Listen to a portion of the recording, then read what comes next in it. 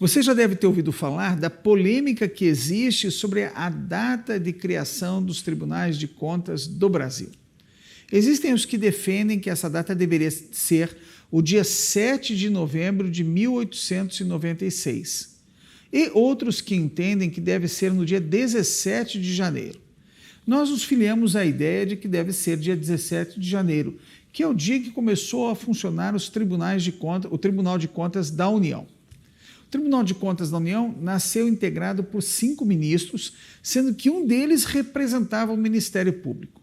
Foi a ideia excessivamente debatida em relação à criação do Decreto 966-A, inspirado nas ideias de Rui Barbosa e aprovado pelo Marechal Deodoro.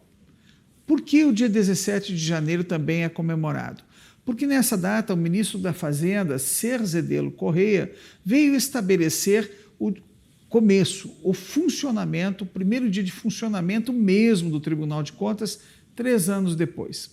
Eu vou ler para você um trecho da exposição de motivos, agora na tela, mostrando o valor dessa instituição e as preocupações que existiam desde o começo para assegurar a independência. É uma instituição autônoma que precisa de independência para exercer o seu próprio trabalho. Mas não é um poder, é colocado, como ensina Castro Nunes, é colocado um órgão autônomo, colocado de permeio entre os 3 poderes da República, assim como é o Ministério Público. Vou então à leitura desse trecho, que é muito elucidativa. A medida que vem propor-vos é a criação de um Tribunal de Contas, corpo de magistratura intermediária à administração e à legislatura, que, colocado em posição autônoma, com atribuições de revisão e julgamento, cercado de garantias contra quaisquer ameaças, possa exercer as suas funções vitais no organismo constitucional, sem risco de converter-se em instituição de ornato aparatoso e inútil. Não basta julgar a administração, denunciar o excesso cometido, colher a exorbitância ou prevaricação para as punir. Circunscrita a esses limites, essa função tutelar dos dinheiros públicos será muitas vezes inútil por omissa, tardia ou impotente.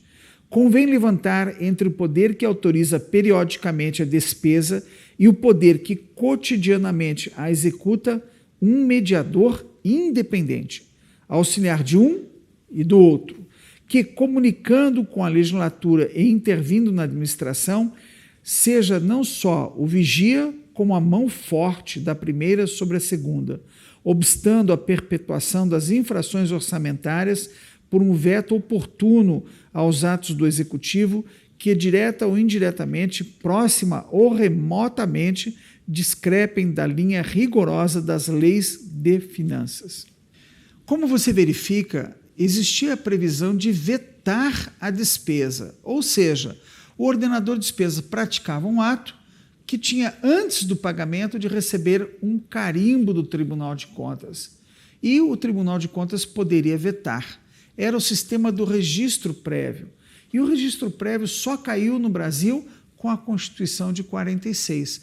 Por quê? Porque até essa época era necessário obter o carimbo para prévio pagamento. Acontece que a administração cresceu muito e os processos começaram a atrasar nos tribunais de contas. Por isso que caiu o registro prévio. De vez em quando a gente vê que algum tribunal de contas tenta fazer voltar.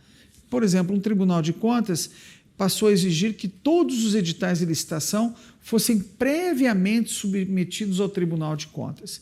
Isso não pode acontecer. O controle no Brasil hoje se faz concomitante ou posterior. E é importante que você acompanhe, então, os trabalhos dos tribunais de contas. No dia 17 de janeiro de 2021, o Tribunal de Contas da União comemora 127 anos de funcionamento. É o dia que a maioria considera o dia dos tribunais de contas. Eu sou o professor Jacobi Fernandes e nós produzimos esse vídeo especialmente para você que quer conhecer um pouquinho mais da administração pública brasileira.